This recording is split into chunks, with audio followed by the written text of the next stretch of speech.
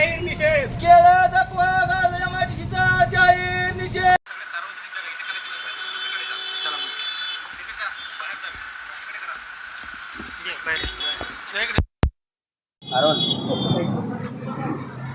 मी Vadgaon Siddheshwar MIDC बाधितील शेतकरी.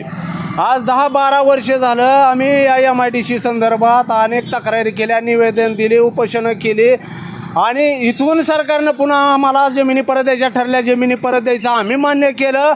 सरकारनं नुकसान भरपाई द्यायची म्हणून समिती गठीत केली, त्या समितीने बी अहवाल दिला नाही. शेवटी आमच्यावर भीक मागण्याची पाळी आली. आज आम्ही भीक मागू आंदोलन करायला, पण सरकार त्याची बी दखल घेत नाही. आम्हाला साधं कलेक्टर ऑफिसच्या गेटसमोर उभा द्यायला तयार नाही.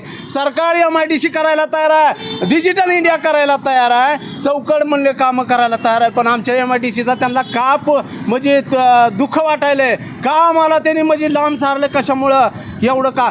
अनेक MIDC महाराष्ट्रामध्ये झाल्या. दऱ्याखोऱ्याच्या जमिनी त्यांनी घेऊन तिथं शेतकऱ्यावर गोळीबार केलं, त्यांच्यावर अन्याय केला आणि ती MIDC म्हणून जमिनी घेतल्या.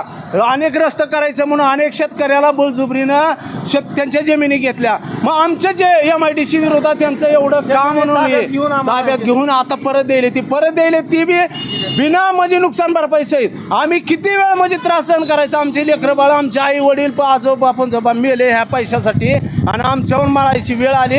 आज आम्ही शिवाजी चौकातून आज आंदोलन भीक मागू आंदोलन केलं, पण आम्हालाही कलेक्टर ऑफिसमध्ये जायला परवानगी सध्या साधी द्यायला तयार नाही. ती आम्ही करायचं काय, सरकारने याच्यावर काय निर्णय घेतोय का नाही, तर मग आम्हाला स्व इच्छा मरणाची तर त्यांनी परवानगी द्यावी.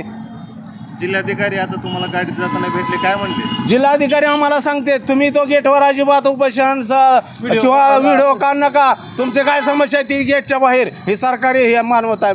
आम्ही सरकारशीच भांडायलो ना, मग आमची दखल घ्यायची ना. त्यांनी सांगायचं आम्हाला कलेक्टर ऑफिस साहेबाकडे जावा, त्यांना भेटा, त्यांच्याकडे समस्या मांडा, तुमचं निवेदन कुणाला द्यायचं त्यांच्याकडे जावा. अजिबात इथं थांबू नका म्हणून आम्हाला त्यांनी धमकी द्यावी. शेतकऱ्याला आम्ही विनंती करतो, आम्ही कशासाठी मागणी करायला आलो साहेब, तर त्यांनी मग तिथं अजिबात तुम्ही गेटच्या आत थांबायचं नाही.